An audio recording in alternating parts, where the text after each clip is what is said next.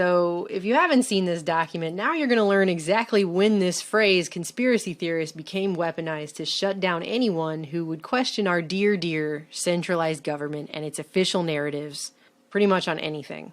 The dispatch itself is marked April 1, 1967, April Fool's Day, how apropos, and it's from the CIA's Clandestine Services Unit, and it's labeled Psych for Psychological Operations. So in other words, disinformation. Okay? And the subject line is countering criticism of the Warren Report. And they open up by saying that people don't trust the Warren Commission. Considering Alan Dulles and wise man John J. McCloy were on it, I'm not really sure why anyone would. And public polls showed that 46% of America didn't believe that Oswald acted alone. Half the country didn't believe the government. They go on to say that that's particularly concerning, especially to the agency. If you go through this report, you'll see all these tactics they mention employing against anyone who publicly criticizes or questions the official JFK assassination narrative as a conspiracy theorist. The tactics they say to employ include discussing the publicity problem with liaison and friendly elite contacts, especially politicians and editors, meaning that the CIA admits that they have what they call friendly elite contacts in Congress and in the mainstream media who will help push the official narrative onto the public.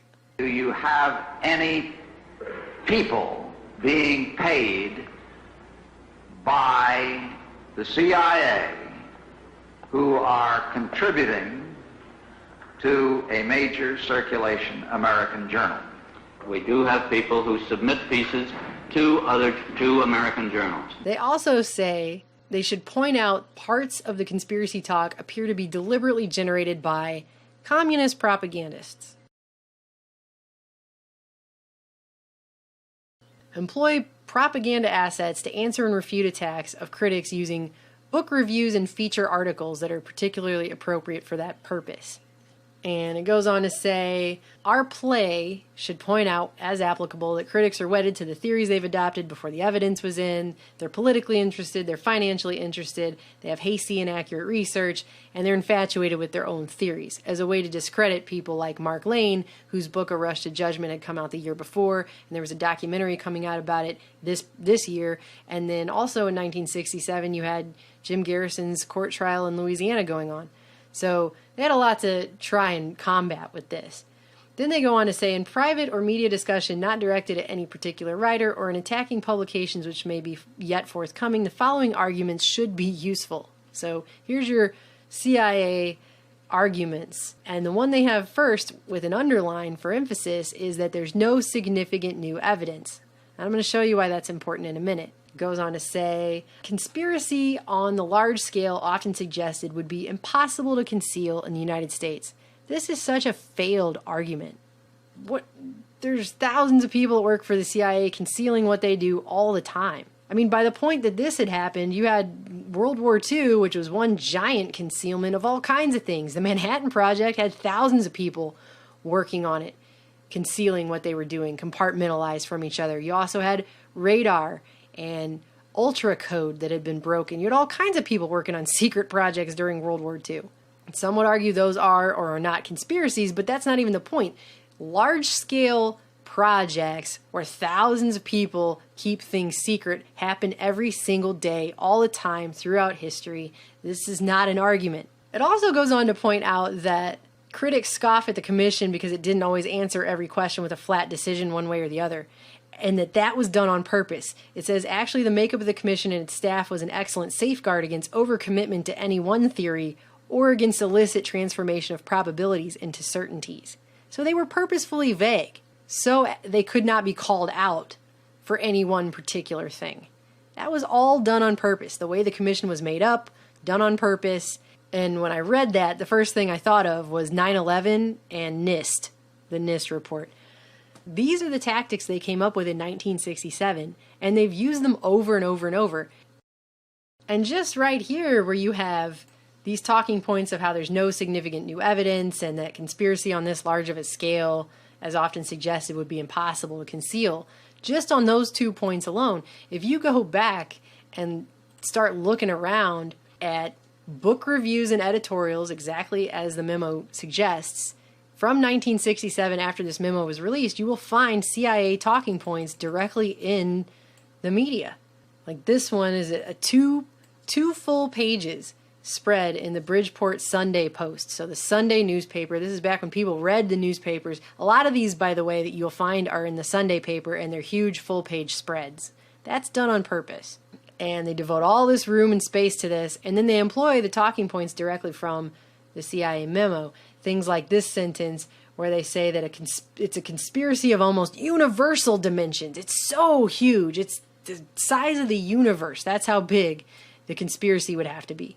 Or the no new evidence line. That one's everywhere. Conjecture, not fact. The critics have assaulted the theory, the single bullet theory, the magic bullet theory, as it has now come to be known. The critics have assaulted the theory, but not with new evidence. There's just no new evidence. Or this full-page spread about how amateur sleuths develop theories, but no new evidence. So that's what they did, and that's how they did it, and this is still being done today. They have used this again and again and again. The same tactics, the same elements from the CIA memo 1967, weaponizing the phrase conspiracy theorist after anything major happens, where people en masse attempt to question the validity of the government's official story, including the communist propagandists, although today they just say you're fake news and they call you a Russian propagandist, but it's the same exact tactic that's being employed today. Starting in the 50s, the CIA employed something called Operation Mockingbird, where they recruited leading American journalists into their propaganda network. We do have people who submit pieces to American journals. And it specifically points out that Phil Graham from the Washington Post was running the project, and it included people from the New York Times, Newsweek, and CBS. And what do we see today? You have all the same mainstream outlets pushing the fake news narrative, which the whole point of that is to shut down independent alternative media sources, especially those that are critical of the establishment or that discuss conspiracy theories. And Washington Post was the first one to really promote and push the unfounded claim that all alternative media sites are Russian propagandists, which they got largely called out for because there was nothing really to back that claim up except some website that could have been put up by anyone. So the same tactics are still being employed by the same people. New York Times as well, all about the fake news. New York Times, by the way, recently winning a Pulitzer Prize for their reporting on the Russian hacking of the election. All the same people are doing the same exact things today. Nothing has really changed. I mean, I had someone send me a message on YouTube the other day about something they saw in the mainstream media, and they couldn't remember which outlet it was. They were walking by a TV at work, or else I would find this clip and show it to you. They said it was crazy because there was a bunch of pundits sitting around talking about Trump's Syria strike, and they actually instructed their audience. If someone says it was a false flag, meaning the chemical weapons attack that Western intelligence agencies have now blamed on Assad to further their regime change mission in Syria, if someone says it was a false flag attack, you ask them, well, was the response a false flag too? That's the talking point now. As if somehow Trump's Syria strike can backwards verify the U.S. government's official version of events in the chemical attack. That's just not how it works. That'd be like saying Bush's Iraq war, the one he himself said he had a hard time connecting to the war on terror in 9/11, somehow backwards validated the government's official story of what took place on 9/11. Simply doesn't work that way. But that's how they're shutting people down now. The mainstream media gets programmed by the intelligence agency, and then they turn around and they program those same talking points into their viewing audience. There's a reason they call it programming, television programming, and now internet programming, I guess. And you guys have to remember, where did the fake news narrative even begin? It began with Google and Facebook,